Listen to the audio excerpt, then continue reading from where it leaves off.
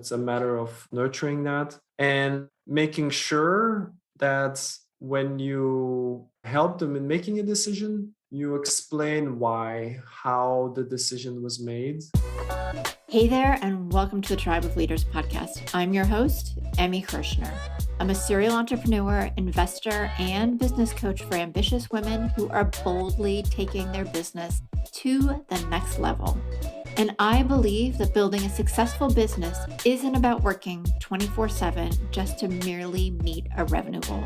What it does take is a unique blend of dedication to purpose, courageous action, and frequently sheer will to overcome the odds that lead to meaningful impact and experiencing a life well lived. In each episode, you'll get to know the women and men who are unafraid to put it all on the line as they share the stories of success and failure that have made them incredible leaders and the magic they gift the world with. As you're listening, and I hope finding value, don't forget to share the Tribe of Leaders podcast with all of your other entrepreneurial friends and to follow us wherever you're listening to this podcast.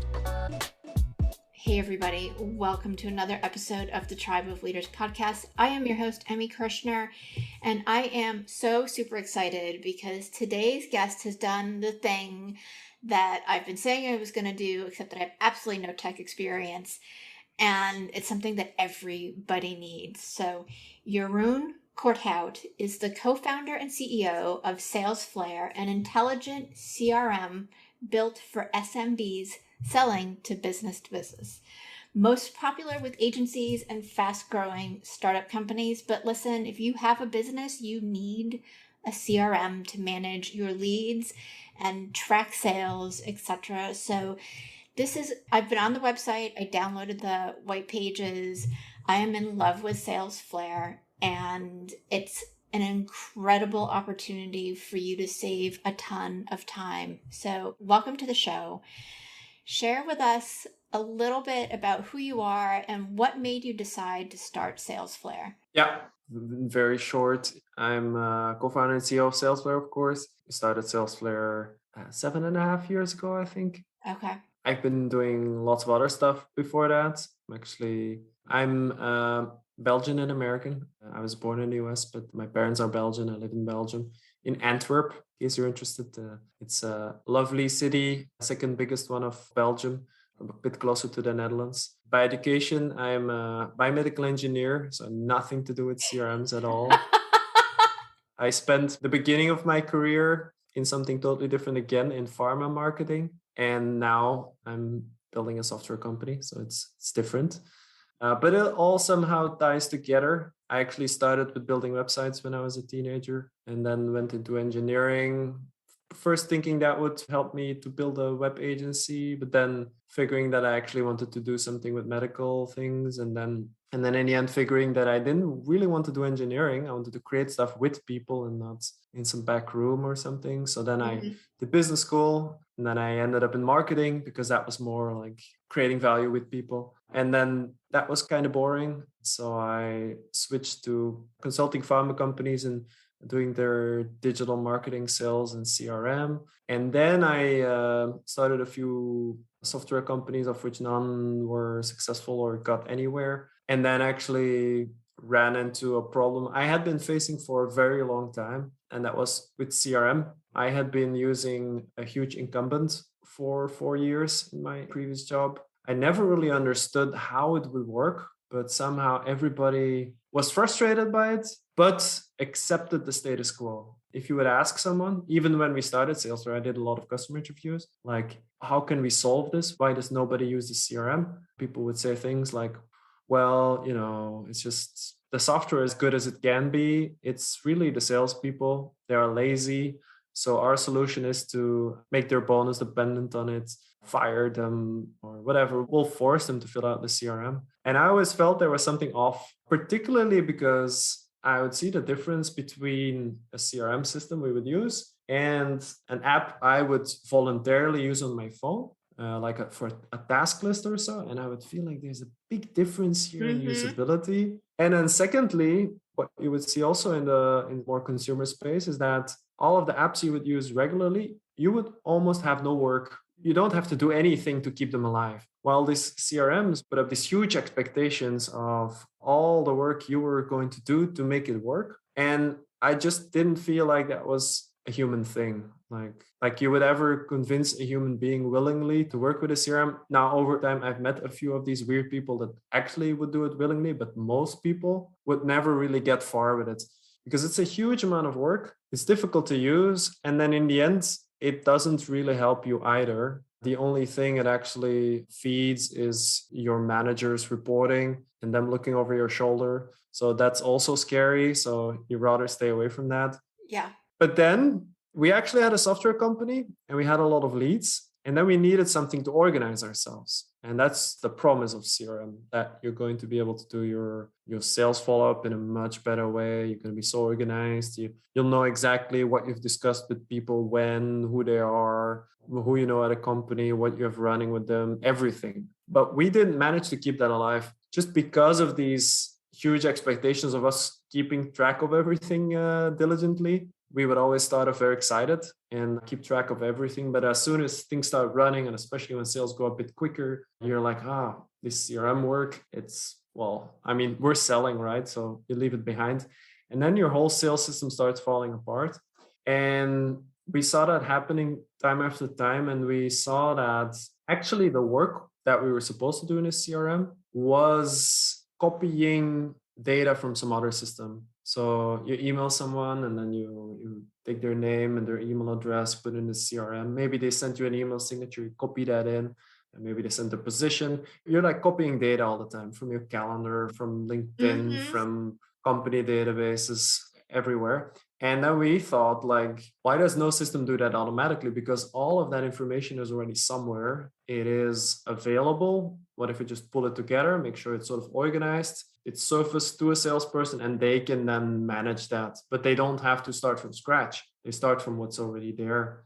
Much like these consumer applications that I mentioned earlier all do, because they don't expect that you are the superhuman who will do everything perfectly. So that's what we started on 7.5 years ago, and what we're still doing. Of course, we're going beyond that nowadays, automating more than just the data, but it's still the essence of what we're doing. So at what point were you like, yeah, I'm going to grow a tech company? And really, I mean, it's a SaaS company. It's a software as a service. At what point? Yeah, because that's a shift a little bit. And yet, I've talked about it and I have no tech background. And someday when I have time, I'm going to create this thing because CRMs are like the bane of my existence. Mm-hmm. And for all the reasons that you're talking about, they takes forever. I'm spending more time doing data entry than I am selling or managing the lead. And I read somewhere a while ago, it's 80% of all sales are lost because people don't do the follow-up, but the system doesn't allow you to follow up in a way that at least works for my brain. And so here you are, you've got all these different experiences, and then you're like, all right, I'm going to solve this problem that has been, I'm going to say industry-wide, but just, I think, business problem in general. And I'm going to create a business doing it and be successful. Yeah. Well, we're not Salesforce.com, but yeah. Yes. But it's going well. I mean, we have a lot of happy customers. We're consistently growing, so we're happy. We're hoping to solve this for more people, but we're happy of what we got so far as results, I would say.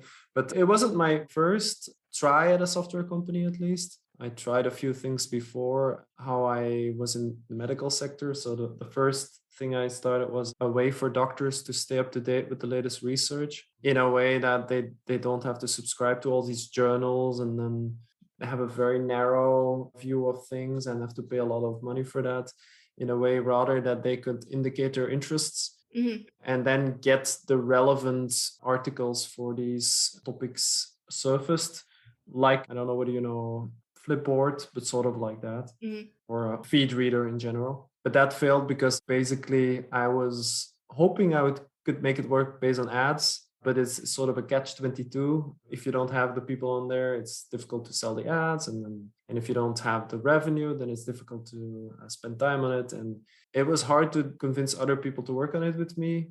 At some point, somebody did a bit of work, then I took over, like development wise, and it didn't go anywhere. I'm not a great developer. Just not being able to have that strong business model just stopped everything in its tracks, I think. I co founded also a company that helped follow up pacemakers for nurses. It's sort of a similar idea to Salesflare in a way, in the sense Okay. that it's put data from different places and bring it together. There's different pacemaker manufacturers and we bring it together in one dashboard. So nurses had one view instead of 5 views or something, so they could more easily follow things up and sort it by priority. And there, I started the company based together with a bunch of guys, but I felt like it wasn't really going anywhere. Everything was on a standstill at some point, so I just exited the company. The company nowadays still survives and has raised a lot of millions, but I didn't know it at the time. So, and then actually, Salesforce started from another software company, which I joined.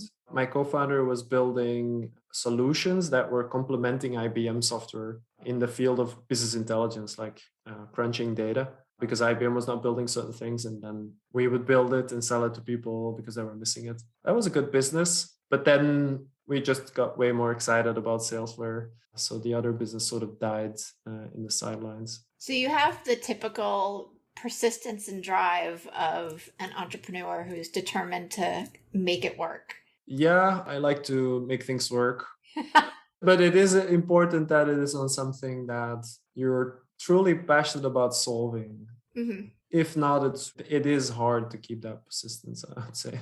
Yeah, but it sounds like, I mean, throughout your career and your time that you've moved from one thing to the next without it being disconcerting, and you're just focused on solving the problem and looking for a better way to do things. Yeah, I've always switched to a sort of adjacent field, but not the same. And in the end, then sort of things come together, I would say.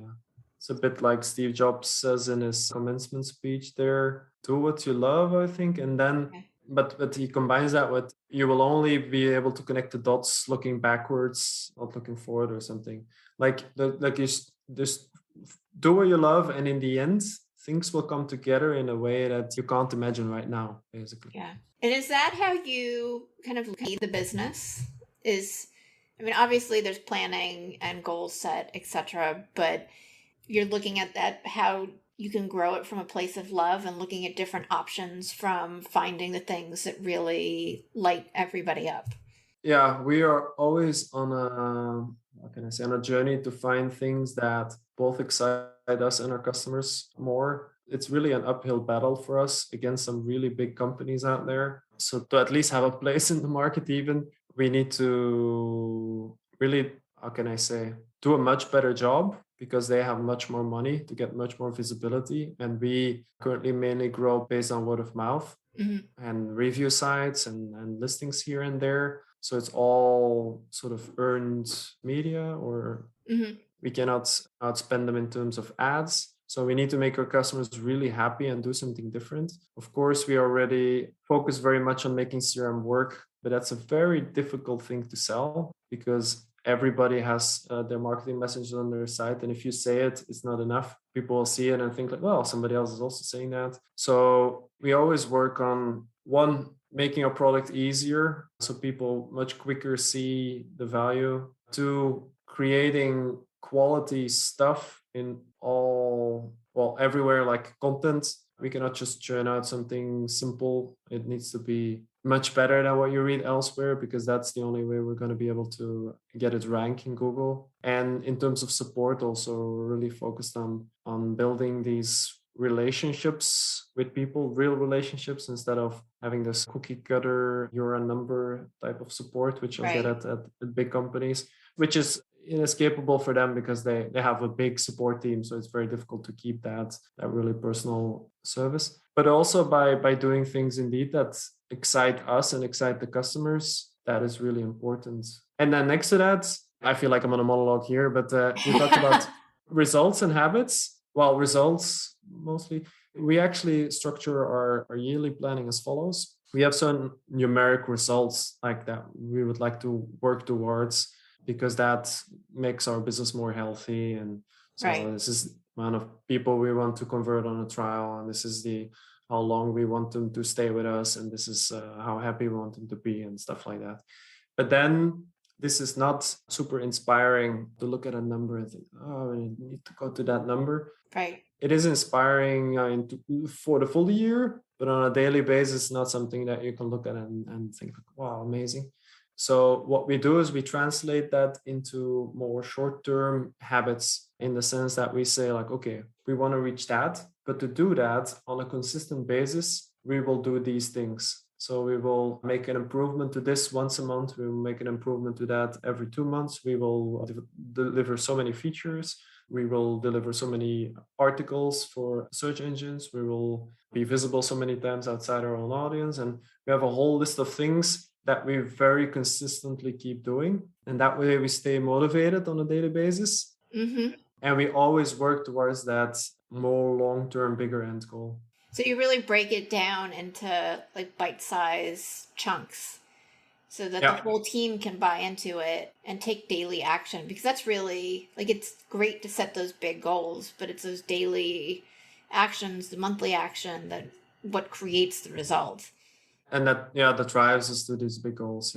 Yeah. So that's really incredible and so powerful. Like, so many people set the goal and then don't do anything or get halfway there because they're not consistent in taking those little steps. That's what we would see as well. So it was like one year we look back on the year and we figured like, okay, this worked really well and that didn't. Why did we do that and didn't do that? And then we're like, oh, but this is because we defined what we're going to do on a consistent basis, and this is just because we put a fake goal in front of us. And they were like, oh, so maybe we should still make these numeric results goals, but then translate that into things we can do consistently. Mm-hmm. And since we've been doing that, we see that we actually do the things and we actually improve. So yeah, which is fantastic. I want to shift gears a little bit and talk about CRMs. And for those of you who are listening, if you don't know what a CRM is, it's a customer or client relationship management tool. And it's really the way I look at it, so correct me if I'm off a little bit, the way I look at it, it's really a way of managing your leads, people coming into the pipeline. I use it for a number of different things. But let's talk about why people don't use CRM outside of the time, because I think there's a lot of different layers there that people will identify with. Because I know many business owners who have their sales team using a spreadsheet because what they've tried in the past has been too complicated, didn't work, nobody followed along. But what's the fundamental problem with all the other CRMs? Yeah, I can talk about the fundamental problem with CRMs. I can also talk about the fundamental problem with teams starting to use a CRM. It has many levels, like you said. Like the fundamental problem with other CRMs, well, most other CRMs, almost all of them, is that they just too much work and too little return for the end user. Like, it's great that it maybe helps the company if people consistently work with it and it fuels your reporting and it has so many advantages. That's amazing. But if the people filling the system don't get anything directly back as a reward, they're not going to do it. So what we're doing is making sure that the input is very, very minimal, but they still, like, you create a company, the information is there, the contacts are there, you click a few things, there's the whole timeline. You just basically drag the opportunity through the pipeline and the rest of the things happen automatically. So the sales opportunity, the lead. And then we also make sure that we help as much as possible as a software system to make sure that you don't forget things, that you can organize yourself well, that sales follow-up is very neatly organized. That's what the end user wants, because they need something to organize themselves. If the CRM doesn't immediately solve that without a lot of work, they'll head back to their spreadsheet and maybe sometimes they'll get into the CRM and update something so that management gets their reporting, but they'll stay out of it apart from that. And then you lose on a lot of benefits of a CRM. But that software itself, the issues on the other level are that first, people don't really take a moment even to figure out why they need a CRM. They've heard they need one, so they Google it, they find one, or they find a few, they're like, oh, this looks good. And then they try it, perhaps buy it, whatever. But they don't take that moment to think like, okay, why do we need it? Is it for us really about sales follow-up, or is it for us to just, which in B2B is usually the case, but then if you're in real estate, perhaps it's about building relationships with people, or if you're in a sort of brokerage model, which is real estate partly also, it can be about identifying matches between the two sides. Mhm. If you're in e-commerce, it's about creating repeat sales. There's very different CRM systems for these different use cases. And picking the wrong one for your use case is really painful because you'll never really get the benefits out of it that you were expecting. Then secondly, especially in B2B sales again, which what we're focused on, so what I usually think about is if your sales team does not use the system, your whole system falls apart basically. You won't get any of the benefits. They need to use it actively, and then amazing things happen. But if they don't, then, well, you can also just working with your spreadsheets, I would say. So what I would advise you to do is to involve your sales team. It's a very simple thing. Just make sure that maybe you have a short list of CRMs already. It can make things easier because there's so many out there. There's 700 on g2.com or something. Wow. But you make a little short list, like those are the ones you like. Then with your sales team, you make sure that they have a look at those, get on the system, use it a bit, see whether they see themselves using it. That's important for two reasons. Well, they can judge also whether they'd use it. And secondly, you involve them, which creates buy-in, which in the long run is priceless. Yeah. It's not you forcing something on them. They've chosen it with you. And then third, and that's a really hard thing, and that's actually, we tried to get our customers also to a good level there, but still, and you can only guide people so far, is really sitting together with your team and figuring how you're going to use the CRM together. And it's these really simple discussions like, okay, how does our sales process look? What do the different stages of the sales process mean? So that people also put an opportunity in that stage at the same moment. It's about how we're going to, which fields are we going to use? How are we going to fill these out? When do we create a lead?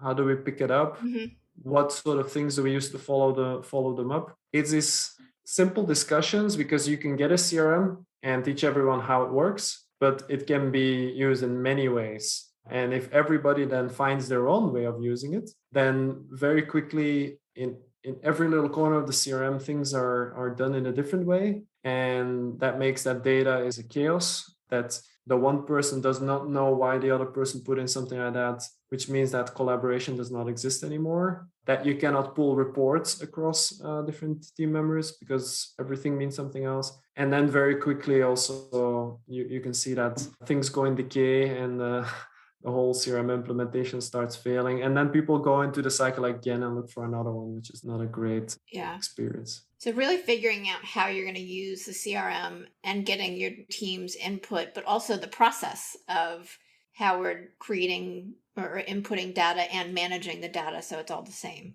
Yeah. It's really about aligning your processes, the way you see them, aligning on that as a team, and then it's okay. And then we do it like that with the CRM. And it's not a very complicated discussion. And you can just make a simple Google Doc in which you say, this is how we discussed it. And then new team members, you can also show them like, this is how we do things. Yeah.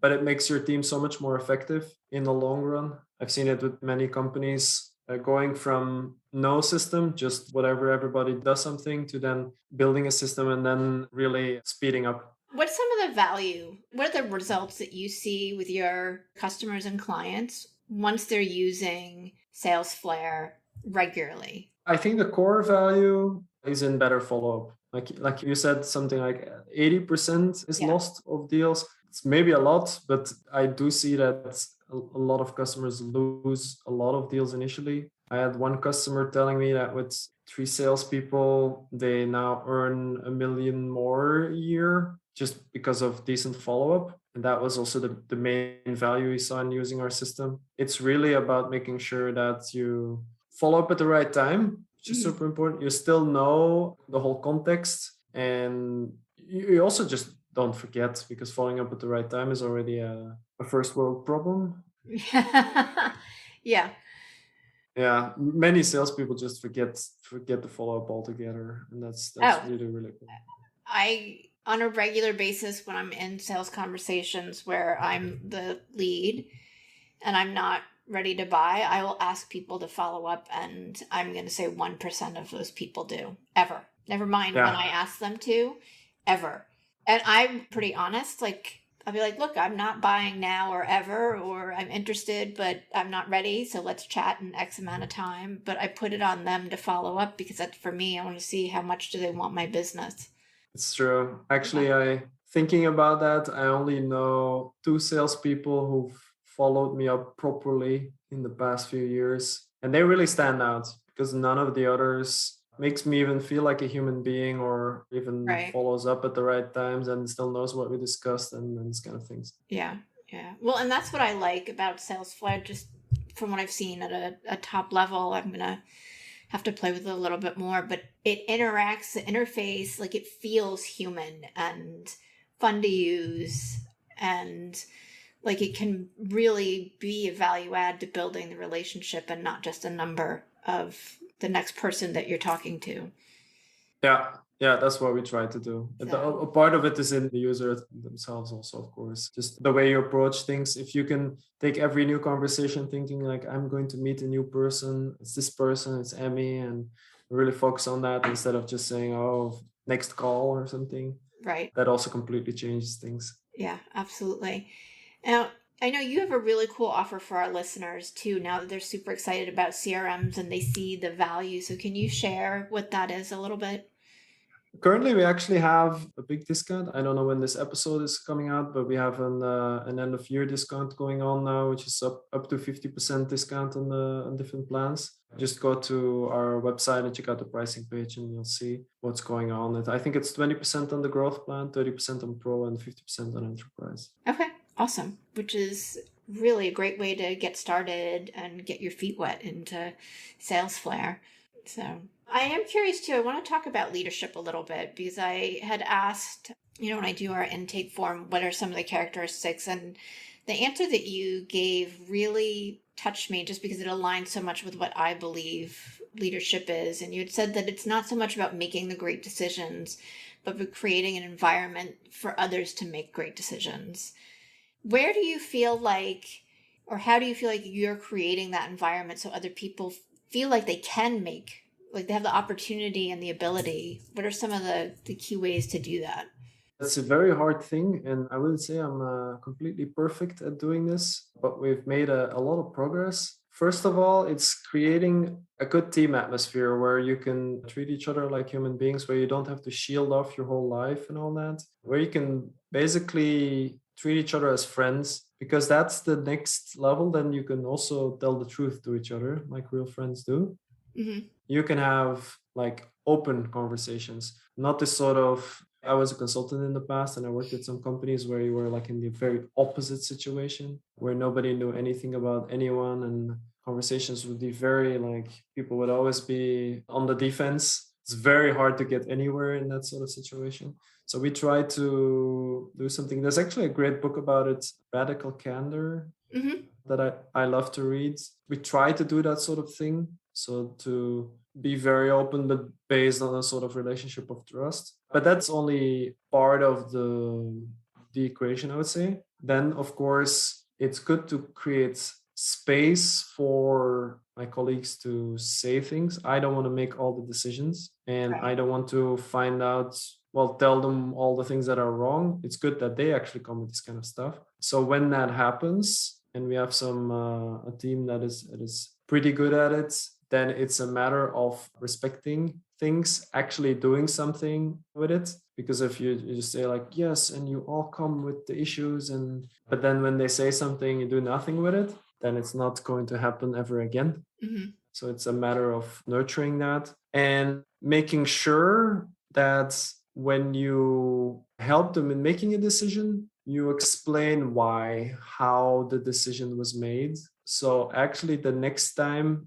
they can make the decision themselves, or maybe the third time or the fourth time, it doesn't matter too much, but they can start seeing why things are done a certain way, and that it's not just because Jeroen said so or something. Right. Yeah.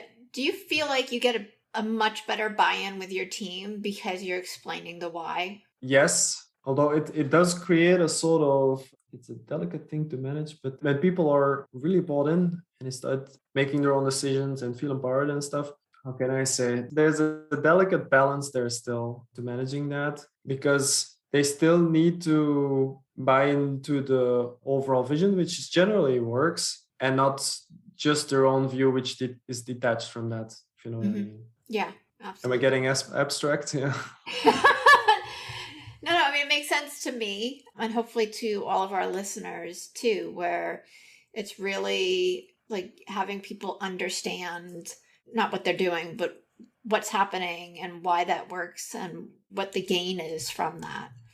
Yeah. Yeah. And forming a sort of a vision together, partly, without it becoming something where everybody just does their own thing. Right. Right. So it sounds like for you, it's really about being very cohesive and fluid in your team building and being supportive of everybody too. Yeah. And communicating a lot. And we try to focus on a lot on that. 2 weeks ago, I had one-on-ones again, and we talked a lot about little communication issues and how we can solve them, because that's really an important thing if you want to have a team run well. Like I talked earlier about discussing how you're going to do your sales, just this kind of things, really sitting together with the team, discussing how you're going to do things, and making sure that anytime something is decided or so, people know about it, people know why. We work a lot on that. Which is what's going to build a really strong business and company for you if everybody's on the same page. Yeah, and constantly, because things change all the time. So. Right? Jeroen, this has been amazing, and I'm so super excited that we've had the opportunity to connect. Share with everybody where they can connect with you and how to find Salesflare. Yeah, Salesflare is easy. It's on salesflare.com. So Flare is Flare, and sales is just sales. You can find out more about the software there. You can check out our blog, and everything is there. And if you want to connect with me, LinkedIn is the best place. You can find me using my name. I'm sure you'll find it on the episode. It's Jeroen Corthout. Yep. And there's only one of us out there. So if you'll find me, you can connect with me. Please do include a personal message, because otherwise I will have to assume it's spam. But if you include a personal message, I'll certainly connect with you and we can have a chat. Awesome. Thank you so much. I really appreciate that. And we'll get all the links, etc., in the show notes too, so people can take advantage of your very generous offer. So, thank you. Awesome. Thank you. This was fun. Yeah. And for everybody who's listening, we will see you next week. Thank you so much for being a listener of the Tribe of Leaders podcast. I am so grateful for each and every episode that you tune in and listen to.